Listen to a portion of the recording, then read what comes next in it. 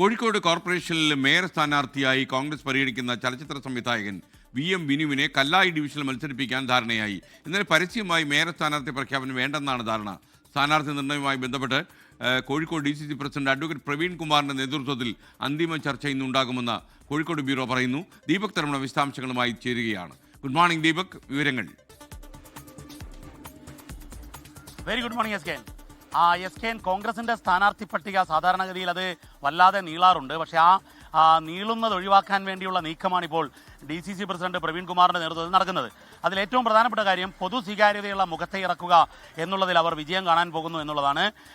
സംവിധായകൻ VM വിനുവിനെ മത്സരിപ്പിക്കും. VM Vinu മത്സര സന്നദ്ധത അദ്ദേഹത്തോട് സമ്മർദ്ദം ചെലുത്തി സമ്മതിപ്പിച്ചു കഴിഞ്ഞു എന്നുള്ളതാണ് വിവരം. മറ്റൊന്ന്, ചേവായൂരിൽ മത്സരിപ്പിക്കാനായിരുന്നു നീക്കം. പക്ഷേ ചേവായൂരിൽ നിന്നും പ്രാദേശിക വികാരത്തിൻ്റെ പ്രതിഷേധം വന്നു.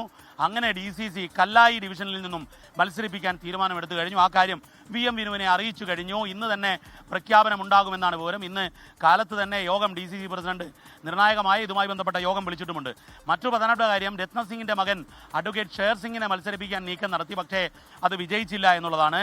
മറ്റൊന്ന്, ഈ പൊതു സ്വീകാര്യതയുള്ള മുഖങ്ങളിൽ നിലവിലെ കൗൺസിലറായ ഡോക്ടർ PN അജിതയെ വീണ്ടും മത്സരിപ്പിക്കാൻ പോകുന്നു. അവർ നേരത്തെ ചേവായൂരായിരുന്നു. ചേവായൂർ ഇപ്പോൾ ജനറൽ സീറ്റായി മാറി. അതുകൊണ്ട് തന്നെ വെള്ളിമാടുകുന്ന് ഡിവിഷനിൽ നിന്നുമാണ് ഡോക്ടർ PN അജിത മത്സരിക്കുക. അതുപോലെ ഈ BJP DGPയെ മത്സരിപ്പിക്കുന്നു. CPM കോഴിക്കോട് ഡെപ്യൂട്ടി കലക്ടറെ മത്സരിപ്പിക്കുന്നു. അത്തരമൊരു ഘട്ടത്തിൽ ഈ പൊതു സ്വീകാര്യതയുള്ള മുഖങ്ങളെ പട്ടികയിൽ പരമാവധി ഉൾപ്പെടുത്താൻ വേണ്ടിയാണ് DCCയുടെ ശ്രമം.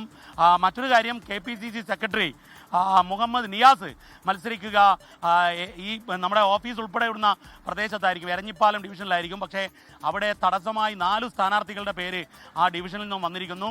അനുരഞ്ജന ചർച്ചകൾ പുരോഗമിക്കുകയാണ്. ഇന്നു തന്നെ 2ാം ഘട്ട സ്ഥാനാർത്ഥി പട്ടിക പുറത്തുവിടാനാണ് കോൺഗ്രസ് ലക്ഷ്യമിടുന്നത്. കാരണം ഇന്ന് CPMന്റെ പട്ടിക വൈകിട്ടോടുകൂടി പുറത്തു വരും. അതിനു മുൻപ് ഇറക്കുക എന്നതാണ് ലക്ഷ്യം. SK, ലോകത്തെവിടെയായാലും ഏത് സമയത്തും 24 വാർത്തകളും ഓഗ്മെന്റഡ് റിയാലിറ്റി പാക്കേജുകളും എക്സ്പ്ലെയിനറുകളും വിശദമായി കാണാൻ ഞങ്ങളുടെ YouTube ചാനൽ നിങ്ങൾക്ക് സബ്സ്ക്രൈബ് ചെയ്യാം.